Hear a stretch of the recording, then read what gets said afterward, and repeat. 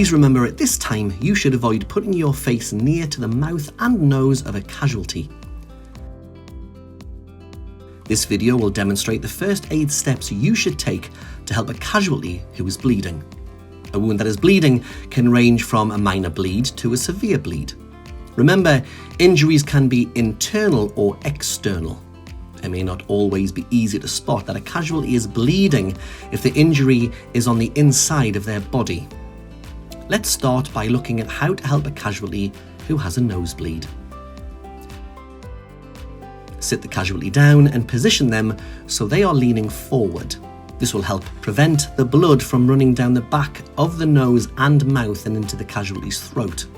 Ask them to pinch the soft part of their nose for 10 minutes. They can do this themselves, but remember to reassure them and keep them calm. Check to see if the bleeding has stopped. If there is still blood coming from the nose, then get the casualty to continue to pinch their nose for a further 10 minutes.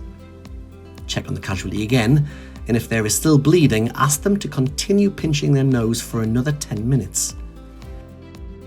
If the bleeding has not stopped after a maximum of 30 minutes, it's now time to call 999 or 112 for help. Remember to calmly give the call operator the correct information about the casualty and what has happened. Stay with the casualty until help arrives. If your casualty is injured and has a severe bleed, you should follow these steps in order to help them.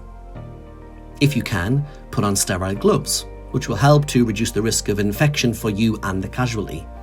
There may be some in a first aid box, but if not, then please be as careful as possible when dealing with any blood. Apply pressure to the wound. This helps to slow the bleeding down, but it should only be done when there is definitely nothing stuck inside the wound, such as a piece of glass. Use either your hand or the casualty's hand to apply pressure. Now, you should apply a dressing to the wound, using a dressing pack from a first aid box if you have one. Open the dressing and place a pad over the injury. Use a bandage to secure this in place. Secure it tightly so it doesn't fall off, but make sure it's not too tight. You should now call 999 or 112 for emergency help.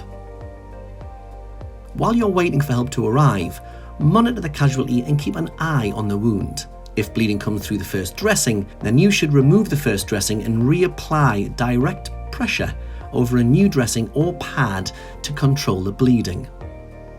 Once bleeding is under control, secure the dressing with a bandage. Tie a knot over the pad to help maintain pressure. If you can see that there's an object in the wound, do not remove it.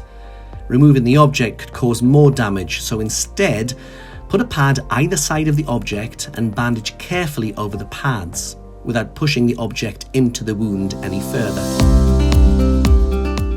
During any bleeding incident, you should keep checking for signs of shock.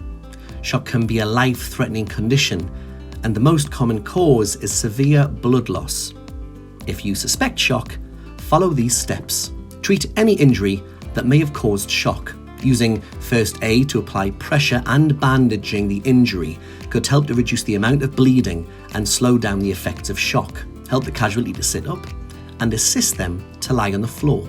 The casualty will be safer laid on the floor in case they are at risk of fainting, which may cause further injuries.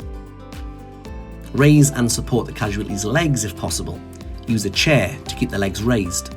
This helps to keep the blood flow to the brain and other vital organs.